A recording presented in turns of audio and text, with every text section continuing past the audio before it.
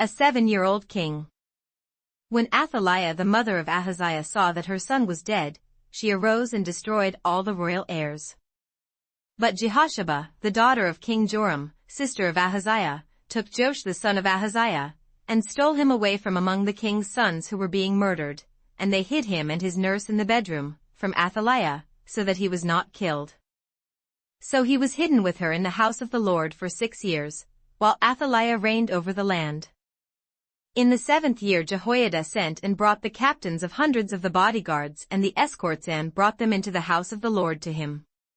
And he made a covenant with them and took an oath from them in the house of the Lord, and showed them the king's son.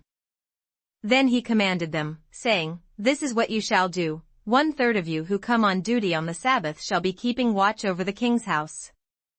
1/3 shall be at the gate of Sur, and 1/3 at the gate behind the escorts. You shall keep the watch of the house, lest it be broken down.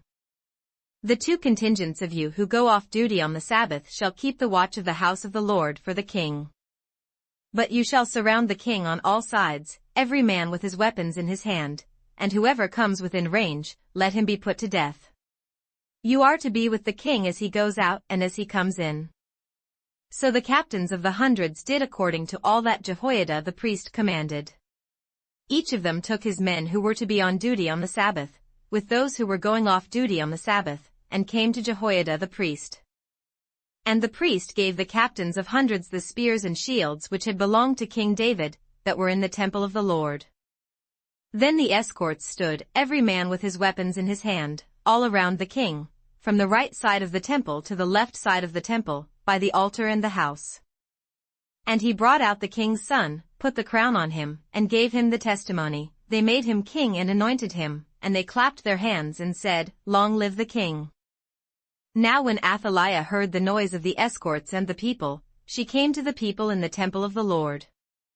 When she looked, there was the king standing by a pillar according to custom, and the leaders and the trumpeters were by the king. All the people of the land were rejoicing and blowing trumpets.